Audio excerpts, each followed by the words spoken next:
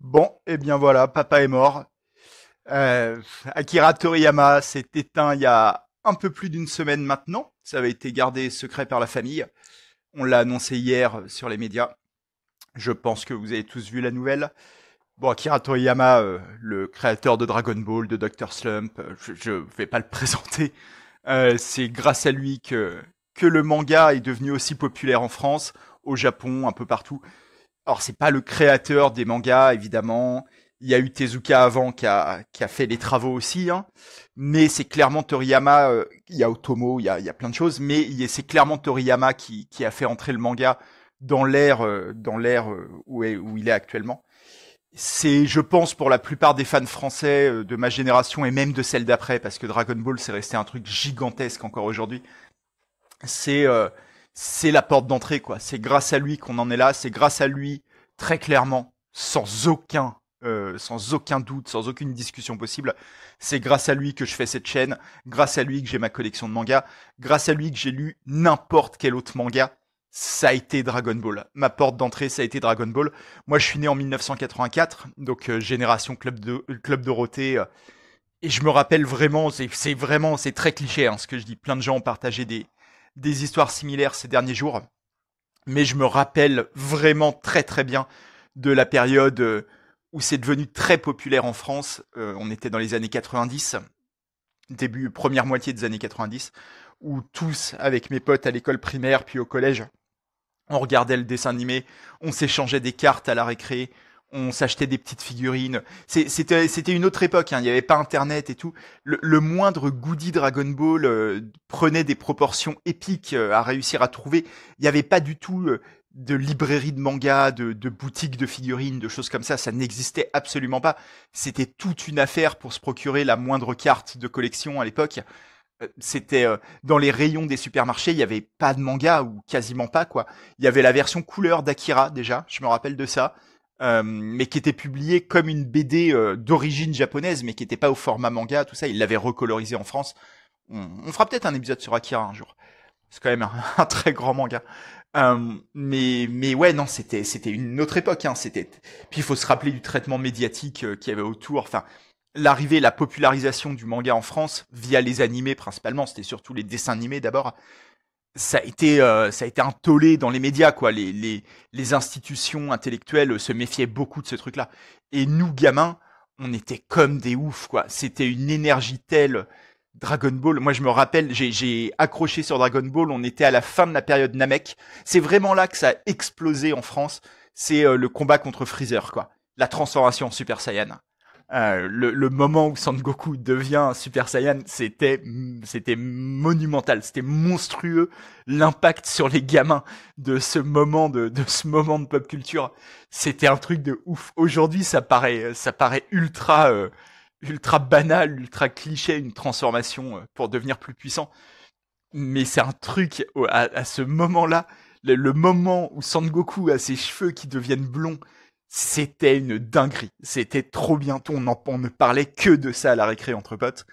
Après, il y a eu la saga Cell, il y a eu la saga Boo, il y a eu la fin du Club Dorothée, et puis il y a eu l'entrée du manga dans le mainstream, quoi, où on est passé le premier âge d'or du manga en France, au milieu des années 90, où là, les éditeurs ont commencé à publier beaucoup de choses, pas que Dragon Ball, mais c'est vraiment tout est parti de Dragon Ball quoi.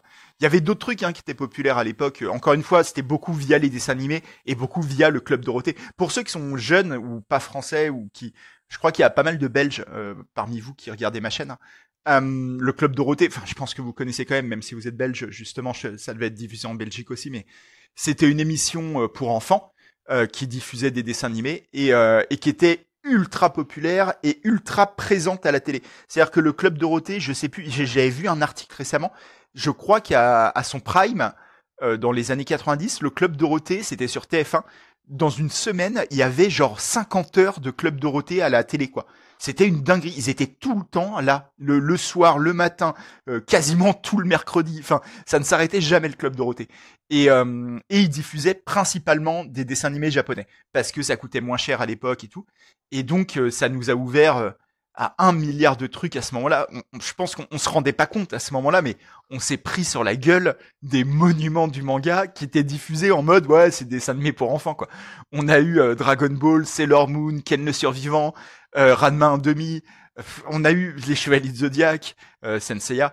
Et on a eu un truc, mais vraiment ça ne s'arrêtait jamais. Et c'était une dinguerie quoi. Mais vraiment parmi tout ça, celui qui, c'est même pas qui se démarquait, il y avait la mêlée un classement des dessins animés les plus populaires et tout, et puis 400 kilomètres au-dessus, il y avait Dragon Ball, qui était une œuvre d'une popularité qui est très difficile à concevoir. On était vraiment à cette époque-là sur une popularité. Alors c'était très masculin. Il y avait peu de meufs qui s'intéressaient à Dragon Ball, mais parmi les mecs, on était sur une popularité dans les années 90 qui équivalait vraiment à celle de Harry Potter ou de Star Wars, si vous voulez. On était sur cette ampleur-là. Et donc c'est un truc. Moi, ça fait un moment que j'ai pas relu Dragon Ball. Là, j'en ai relu. J'avoue que j'en ai relu 2-3 hier. J'ai relu Sangohan contre Cell, histoire de chialer un peu. Mais ça faisait un moment que j'avais pas relu Dragon Ball. Et dans mon quotidien de lecteur de manga, l'œuvre d'Akira Toriyama, elle est pas très présente. Je parle bien de mon quotidien.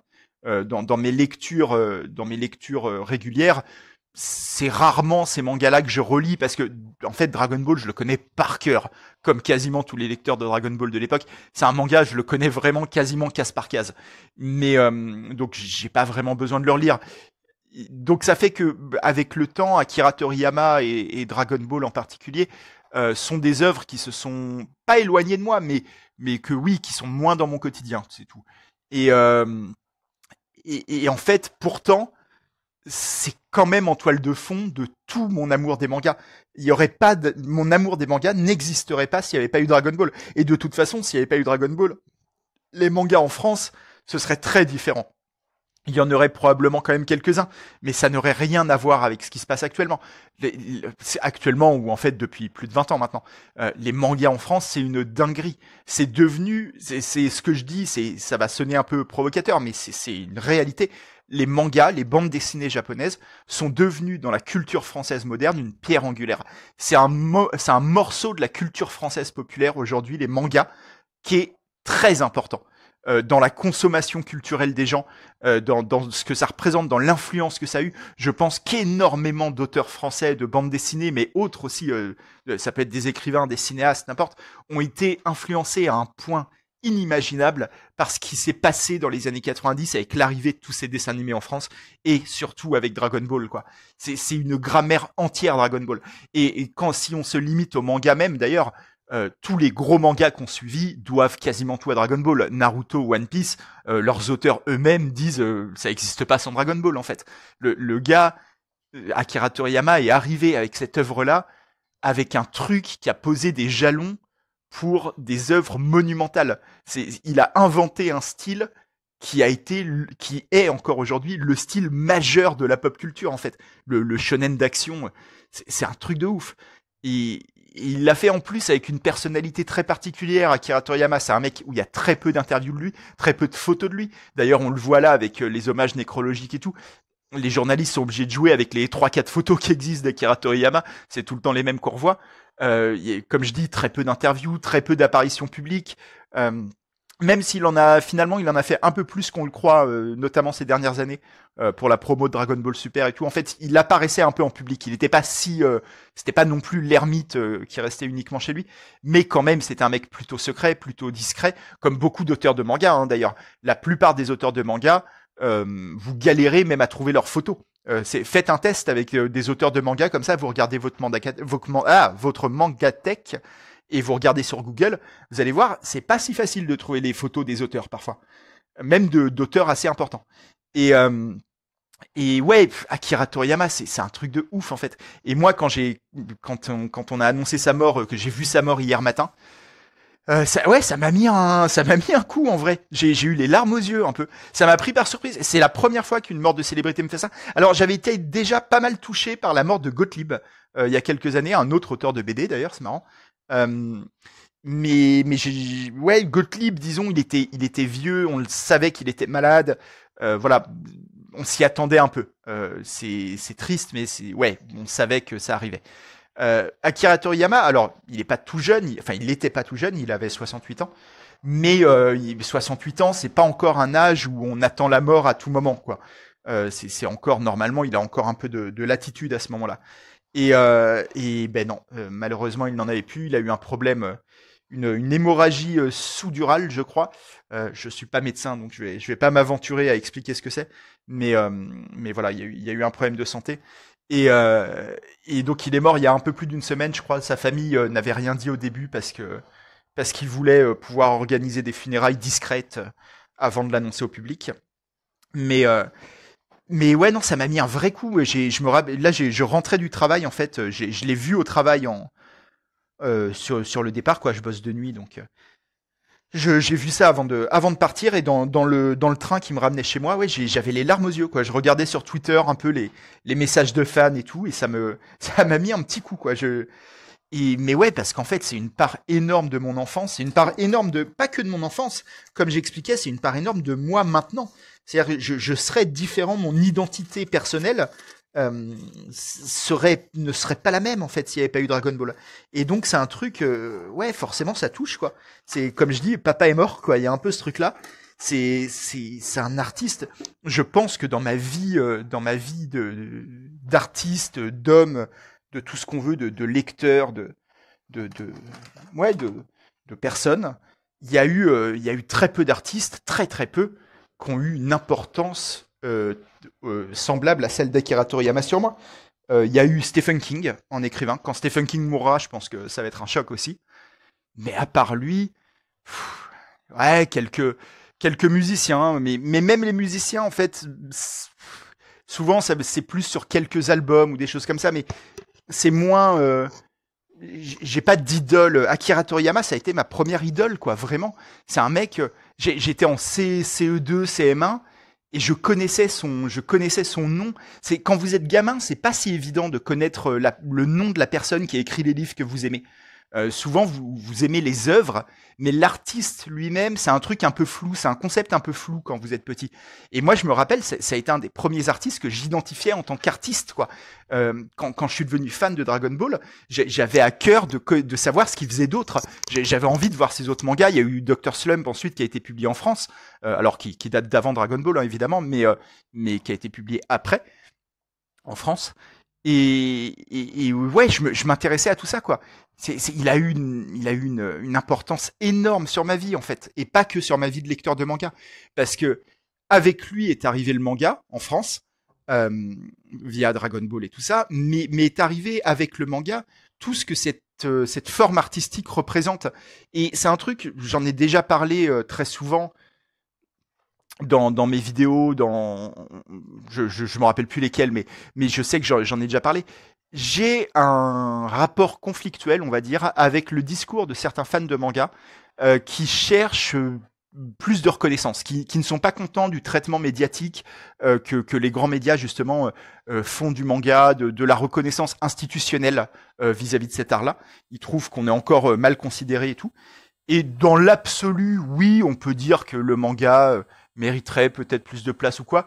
Mais en fait, moi, c'est un débat que j'aime pas trop. Et en fait, je suis même pas vraiment d'accord en réalité avec ça. Je trouve que le manga a la place qui lui convient. Faut pas oublier, en fait, il a gagné la guerre, hein, le manga.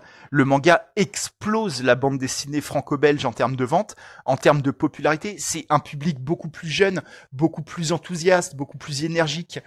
C'est vraiment... c'est très très populaire le manga. Enfin, faut se rendre compte. La bataille elle est gagnée. Qu'est-ce que vous voulez de plus en fait? Vous voulez quoi? Vous voulez que l'Académie française pose une médaille sur les mangas? Vous voulez des émissions en prime time à 20h sur toutes les chaînes? Non, en fait, on n'en a rien à foutre de ça. Et c'est justement ça qui est arrivé avec Dragon Ball. C'est une attitude un peu, on n'en a rien à foutre. Le manga, c'était des BD qui étaient pas chers, qui étaient en noir et blanc, qui étaient avec des personnages qui se tapaient dessus, qui combattaient des monstres, qui faisaient régner la justice à grands coups de kung-fu, et avec des transformations improbables, avec une énergie, un sens des onomatopées, du mouvement qu'on n'avait jamais vu avant, un dynamisme. Il y a un truc, j'allais dire il y avait, mais je trouve qu'il y a toujours un truc très punk dans le manga, très anti anti-institution, anti-reconnaissance publique, justement. Je trouve que c'est un truc qui appartient à son public. Et ce qui est pas mal, c'est que je trouve que encore aujourd'hui, justement, peut-être via le mauvais traitement supposé que certains médias font du manga et tout ça, par le mépris, qui est un peu un mépris de classe, hein, d'une certaine façon, envers les lecteurs de manga, qu'on considère parfois être des faux lecteurs. Le manga, c'est pas du vrai livre. Vous voyez, vous connaissez ce genre de discours. En fait, je trouve que tout ça participe à un truc que moi j'aime bien, c'est que le manga, encore aujourd'hui, malgré son énorme popularité et ses chiffres de vente démentiels, et l'influence que ça a sur la pop culture et tout, c'est resté un truc qui a pas totalement été récupéré par l'institution, justement. Ça reste un truc un peu en dehors des cadres, que la bourgeoisie, que la culture bourgeoise, au sens large, n'a pas réussi à récupérer. Là où elle a récupéré, par exemple, le rock. Le rock est devenu... Il y a plein de groupes de rock pas du tout bourgeois. Hein. J'écoute énormément de rock. Il se passe plein de choses dans la scène punk, dans la scène métal, tout ça. Mais c'est une culture qui a été récupérée. Vous voyez bien qu'il y a plein de mecs de droite, plein de mecs très installés, très à l'aise dans la société, qui vont se dire qu'ils adorent les Rolling Stones, ils adorent les Stooges, alors que vraiment ils adorent Iggy Pop, alors que le discours d'Iggy Pop est vraiment contre eux, quoi. Genre, enfin, mais pourtant ça a été récupéré. On voit Iggy Pop faire des pubs pour des voitures ou que sais-je. Pareil pour la bande dessinée franco-belge. Il y a des enchères tenues par des gens en costard-cravate sur des planches de Tintin ou d'Astérix. Et j'aime beaucoup Astérix, moins Tintin, mais j'aime beaucoup Astérix. Mais la bande dessinée franco-belge est devenue un truc quand même un peu bourgeois, un peu qui se regarde, qui aime beaucoup le discours sur elle-même aussi. Les auteurs de BD français notamment, je pense à certains que j'ai pas envie de nommer parce que ça a rien de faire des balles perdues pour un tel ou un tel, mais il y a une tendance depuis quelques années, quelques dizaines d'années même, au discours sur la BD, à des auteurs qui eux-mêmes s'analysent, parlent lentement avec des mots savants, pour expliquer que quand même ce qu'ils font c'est pas de la merde, quoi, que il y a un côté psychologique et tout machin. Là où le manga a encore aujourd'hui arrive à échapper à ce truc-là. Je trouve que c'est resté un truc dynamique, jeune, qui ne cherche pas les médailles officielles, justement. Et moi ça me plaît beaucoup. Et c'est pour ça, je pense que j'ai un peu du mal avec ce discours de recherche de reconnaissance que certains ont, que je sais que j'en ai déjà parlé dans des vidéos, notamment vis-à-vis du magazine Atome, qui est le magazine de manga, qui est un des derniers magazines de manga en France, et qui est un magazine de manga qui justement est très sur un angle d'intellectualisation du manga, ce qui a un intérêt. C'est pas dénué de sens, et c'est un magazine, tant mieux qu'il existe. Je préfère qu'Atome existe plutôt qu'il n'existe pas. Mais je trouve qu'il y a un truc un peu dangereux à vouloir absolument faire passer le message qu'en fait le manga c'est intelligent, et que parce que déjà en filigrane il y a un peu un truc. D'ailleurs Atome c'est vraiment ça, je m'en prends à Atome là, mais il y a un peu un truc que de faire passer le message que le manga c'est pas que Dragon Ball, parce que dans la tête des gens qui lisent pas de manga, le manga c'est Dragon Ball, c'est ça qui symbolise le manga dans la tête des gens. Quand vous dites manga à votre grand-mère qu'on n'a jamais lu, ce qu'elle va voir c'est Sangoku, quoi, globalement. Et il y a un peu ce discours-là. D'ailleurs, j'en ai déjà parlé de ce truc-là, mais ça m'avait choqué.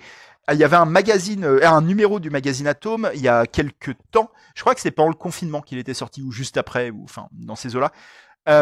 Où c'était 30 ans de manga en France, le titre du numéro, et il se proposait de donner les 100 mangas incontournables qui étaient parus en France, voilà, de l'histoire du manga en France, quoi.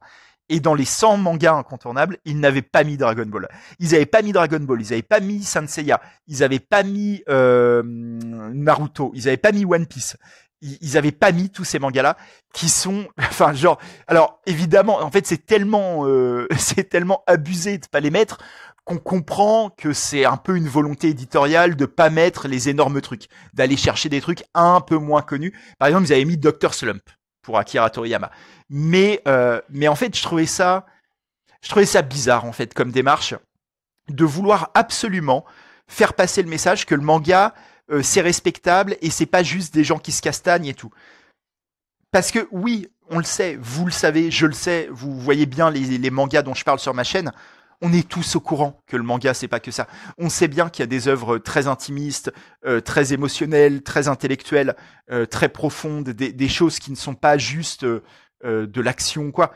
On le sait tous, en fait. Et même Dragon Ball, c'est pas juste de l'action, et vous le savez aussi. Et en fait, aller absolument vouloir chercher cette respectabilité, vouloir aller comment dire, montrer patte blanche à un public qui a une mauvaise image des mangas, je comprends pas la démarche et elle me plaît pas. En fait, je la comprends, mais elle me plaît pas.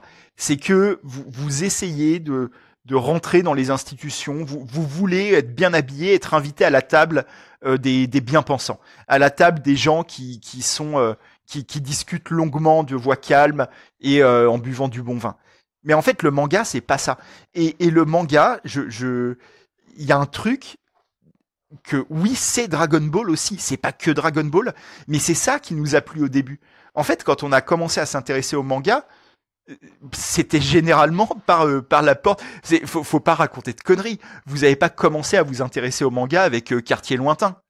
En fait, vous avez commencé à vous intéresser au manga avec Dragon Ball. Et pourquoi vous vous êtes intéressé à Dragon Ball?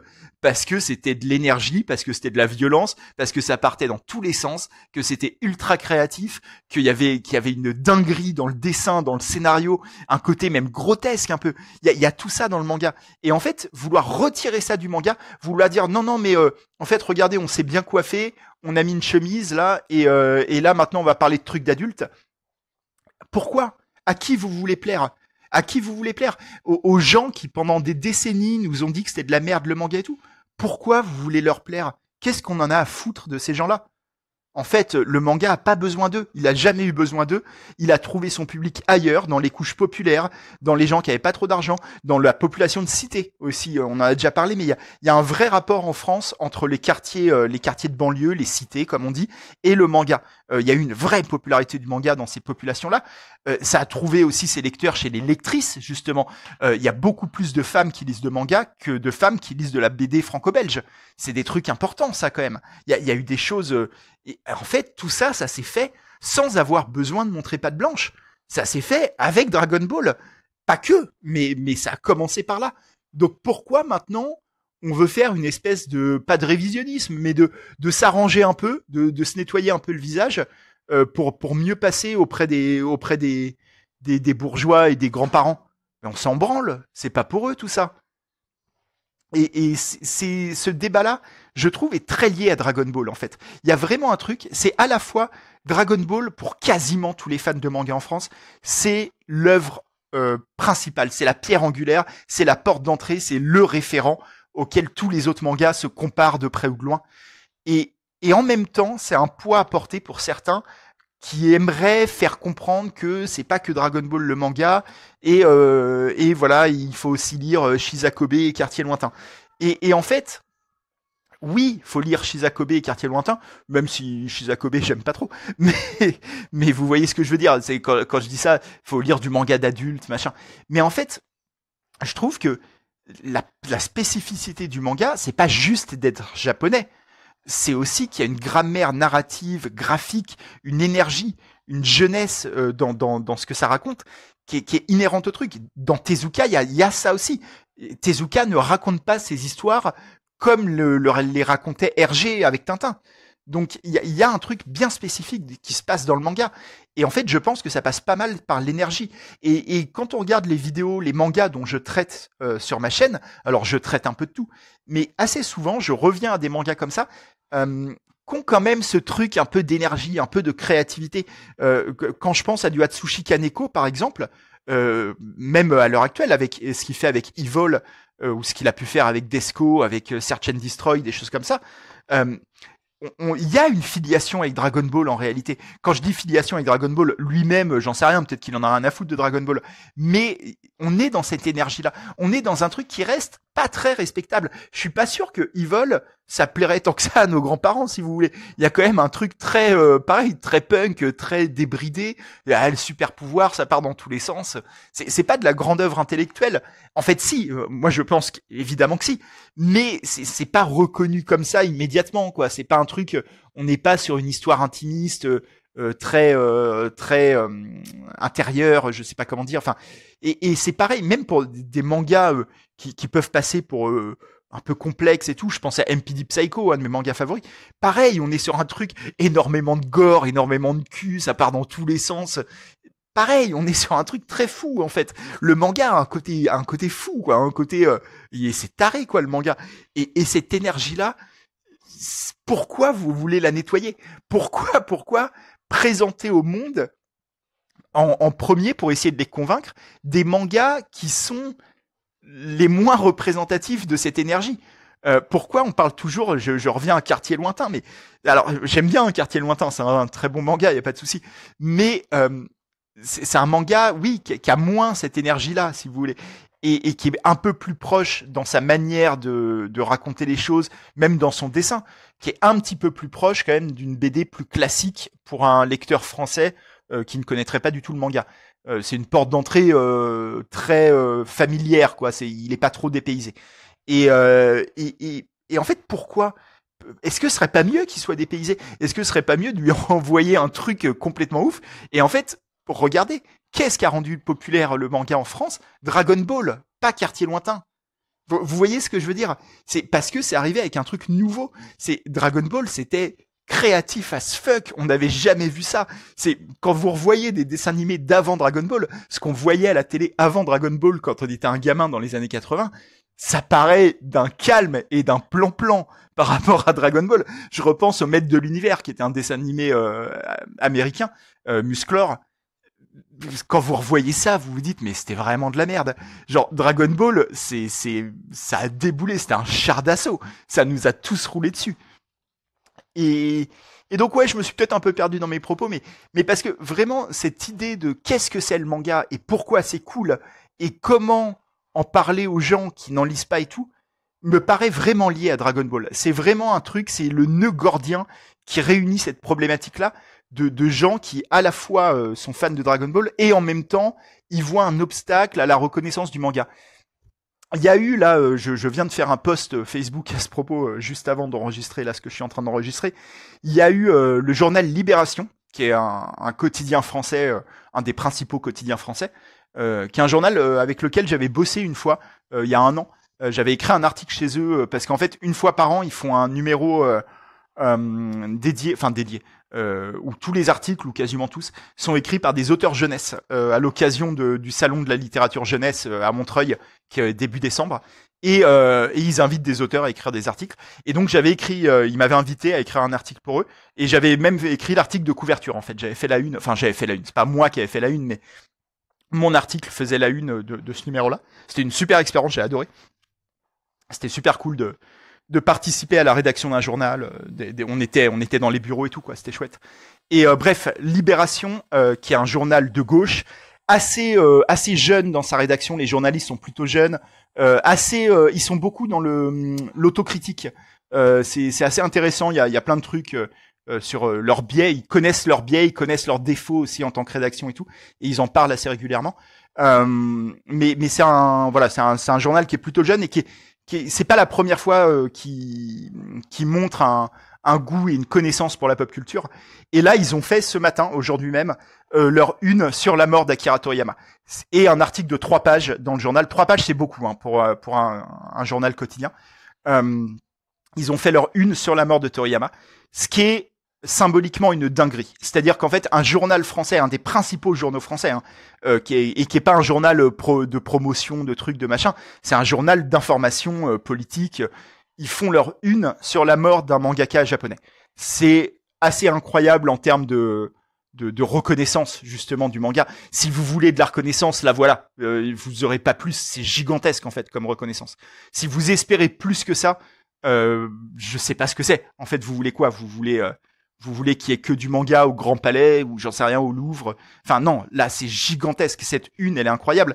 Et d'ailleurs, il n'y a pas d'autres journaux qui l'ont fait. C'est quand même un truc assez particulier. Hein. C'est un pari de la part de Libération qui est assez notable. Et pourtant, elle a fait parler. Parce que, alors, Libération est connue pour faire des jeux de mots sur leur une. C'est la signature de Libération. Ils font tout le temps des jeux de mots et ils font des jeux de mots même sur les morts. Ils en ont fait. Il y en a des célèbres. Pour la mort de Michael Jackson, ils avaient titré Too Bad. Pour la mort de Brassens, c'était Brassens casse sa pipe. Voilà, ils font ce genre de truc. La mort de Chirac, c'était Sans chichi. Ce qui est assez pareil. Enfin. C'est des unes assez marquantes, quoi. Sur le coup, j'imagine qu'il y a plein de gens qui poussent des cris choqués, et vous revenez un an après, c'est des unes qui rentrent un peu dans l'histoire de la presse, quoi. Et là, pour Akira Toriyama, ils ont fait un jeu de mots, évidemment, que pas leur meilleur. Je dis pas ça en termes de respect pour Toriyama ou quoi, mais je trouve que le jeu de mots passe, mais c'est pas la dinguerie non plus. Ils ont titré Dragon Ball Dead, par rapport à Dragon Ball Z, évidemment. Et ils ont mis en illustration un petit Sangoku souriant. La couve est plutôt orange, c'est la couleur du kimono de Sangoku. Et ça a beaucoup sur Internet, les gens sont pas contents. Ah, c'est irrespectueux, comment ils osent, faudrait les baffer, tout ça, machin. Mais en fait, enfin, je crois que vous vous rendez vraiment pas compte de ce que ça symbolise là, ce qui se passe. Il y a un des plus grands quotidiens français qui a fait sa couve et un article de 3 pages sur la mort de Toriyama. Genre, en fait, c'est gigantesque. Alors oui, vous aimez peut-être pas le jeu de mots. Ok. C'est vraiment la signature de Libération. Vous avez le droit d'être contre, hein. Vous avez le droit de pas aimer qu'on fasse des jeux de mots. Mais, bon, ben, c'est ça qu'ils font. Et ils le font pour les autres aussi. Quand même, prenez le temps d'accepter que là, vous voulez de la reconnaissance. Si vous faites partie de ceux qui veulent de la reconnaissance, qui veulent que le manga soit mieux considéré intellectuellement, tout ça. Moi, j'en fais pas partie. J'en ai rien à foutre. J'ai pas envie de médaille de l'Académie ou quoi. Mais si vous en faites partie, prenez le temps de savourer. Vous avez une de quotidien majeur, Libération, sur Toriyama. C'est une dinguerie. Et il y a aussi des gens qui critiquaient que ils ont mis un Sangoku souriant, que la couve est colorée, quoi. Mais là, pour le coup, alors c'est des choix artistiques, mais vous vouliez quoi? Vous vouliez une photo en noir et blanc d'Akira Toriyama, la larme à l'œil? Enfin, Dragon Ball, c'est une œuvre colorée, c'est une œuvre énergique. Et je trouve que c'est un hommage beaucoup plus fidèle au travail d'Akira Toriyama et à l'esprit et à ce qu'il nous a laissé de mettre un Sangoku souriant que de mettre une photo triste, sombre.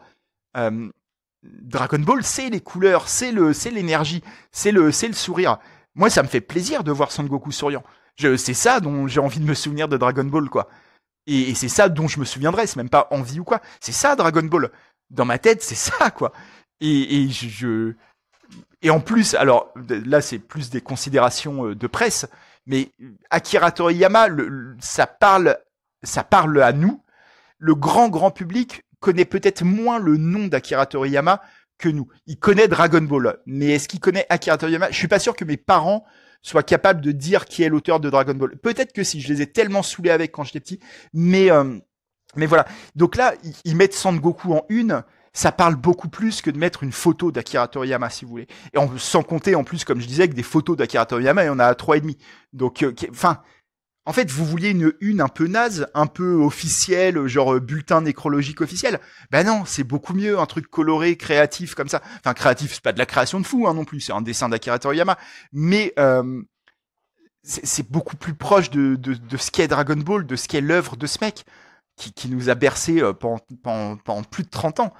Genre, moi, je suis très content de voir cette une-là, et je la trouve incroyable. C'est incroyable qu'un quotidien français fasse 3 pages et une sur la mort d'Akira Toriyama. C'est monumental. C'est un truc qui est réservé aux grands artistes, quoi, aux grands artistes nationaux plutôt d'habitude. Il est sur le même plan que Chirac, Brassens et tout, Michael Jackson. Vous voyez ce que je veux dire? C'est pas tout le monde n'a sa une quand il meurt, quoi. Donc ouais, prenez quand même ce que ça veut dire. Ne vous énervez pas pour rien. Je pense qu'il faut pas qu'on soit dans un syndrome de persécution. C'est quelqu'un qui commentait ça sous le post Facebook dont je parlais. On a pris l'habitude, nous les fans de manga, c'est un peu vrai dans le rap aussi, les fans de rap ont ce truc-là aussi, comme on a été mal considérés par les médias, par les institutions, par nos parents pendant très longtemps, qui considéraient que le manga c'était vraiment de la merde. Euh, on est sur une défensive un peu paranoïaque, de toujours se croire persécuté, de toujours avoir l'impression qu'on parle pas assez de nous ou pas avec les bons mots. Mais en fait, détendez-vous. On a gagné. La guerre, elle est gagnée pour les mangas. On est les meilleures ventes de produits culturels. Enfin, c'est une dinguerie, les mangas, ce que ça représente en termes d'influence, de pouvoir économique, de pouvoir populaire aussi. C'est-à-dire que c'est des discussions entre des milliers et des milliers de gens en permanence, les mangas. Les mangas, ça anime Internet comme très peu d'autres choses. Et c'est un truc, qu'est-ce que vous voulez de plus? C'est ça la question derrière. Quand vous n'êtes pas content, quand vous dites que cette une vous choque et que, encore une fois, les médias ne nous respectent pas, qu'est-ce que vous voulez de plus? Qu'est-ce que vous aimeriez? Et j'ai l'impression que la réponse inconsciente, parce que je pense que c'est pas quelque chose de très conscient chez les gens qui ont cette attitude-là, mais la réponse inconsciente, c'est on aimerait être chiant en fait. On aimerait qu'on parle de nous avec sérieux, les doigts croisés sur la table et à voix basse et sans mettre trop d'énergie. Il faut vraiment parler de choses très intellectuelles avec des grands mots. C'est ça qu'on veut. Mais moi, c'est pas ça que je veux. C'est pas ça qui m'a fait aimer le manga. C'est pas ça que je ressens en tant que nature du manga. Pour moi, le manga n'est pas destiné à être assis sagement autour d'une table où on parle doucement dans les micros. C'est un truc qui fait du bruit, qui fait des flashs de couleurs et qui a de l'énergie, quoi. Et j'ai envie que ça reste comme ça. Et je globalise en disant ça. Évidemment qu'il y a des mangas qui ne correspondent pas à la description que j'en fais, et même des très bons mangas qui ne correspondent pas à la description que j'en fais. J'en parle dans mes vidéos très souvent. Donc ne me faites pas le procès d'être dans un truc décérébrant sur le manga ou quoi. Mais j'ai l'impression que la nature du manga, sa spécificité, plus que sa nature, sa spécificité par rapport aux comics américains, par rapport à la BD franco-belge, c'est cette énergie-là, en fait, sa spécificité, c'est tout ce qu'il y a dans Dragon Ball. C'est l'humour, l'énergie, la créativité, le côté parfois complètement ouf et violent et très peu intellectuel justement. Mais c'est ça qui a fait son succès et qui fait encore aujourd'hui son intérêt. C'est ça qu'on va chercher dans un manga. Qu'on va chercher dans un manga et qu'on ne va pas chercher ailleurs. Et je pense que la une de Libération l'a très bien compris, en réalité. Et qu'elle est bien plus... Moi, je la défends vraiment, cette une, jeu de mots compris, même si je trouve que c'est pas leur meilleur jeu de mots, mais jeu de mots compris. En fait, je trouve que c'est bien plus respectueux du manga et de Dragon Ball de faire un jeu de mots et de mettre Sangoku que de simplement titrer Akira Toriyama est mort avec une photo en noir et blanc. Voilà.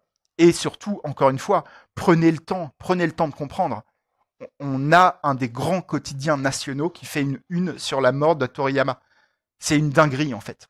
Ça prouve à quel point le manga est important dans notre pays, quoi. Voilà. Donc, je suis parti un peu dans tous les sens. J'ai même pas parlé de... Si, j'en ai un peu parlé au début, mais de mon lien personnel avec Toriyama, quoi. Mais vraiment, moi, c'est papa, quoi. C'est tout ce qui a suivi, ça vient de Dragon Ball. Et j'avais les larmes aux yeux hier. Ça m'a pris par surprise, mais ça m'a vraiment... Waouh, ça m'a fait un truc, quoi. Genre, même si, comme je disais, ça faisait un moment que je lisais plus ces mangas, que je lisais plus, que je relisais plus ces mangas, et que, par exemple, j'ai jamais lu Dragon Ball Super, là. Je regarde ça de loin, j'avoue que j'en ai un peu rien à foutre. Ça fait très produit dérivé, quand même, Dragon Ball Super. Il y a peut-être 2-3 bonnes idées dans le truc, mais j'en avais vraiment pas grand-chose à foutre. Et en plus, j'ai d'énormes doutes sur la participation de Toriyama à tout ça. Mais quand même, putain, l'annonce de sa mort, waouh, ça fait un vite, quoi. Il y a eu un truc de, ah là là, il y a un bout de mon identité, un bout de mon enfance qui est parti, quoi. Et en plus, je m'y attendais pas, quoi. Il y a pas eu, comme avec Gottlieb, il y a pas eu le truc de, bon, ben, on sait que ça va venir à un moment ou à un autre. Là, quand même, je pensais qu'il y avait encore un peu de temps, quoi. Et ouais, oh là là.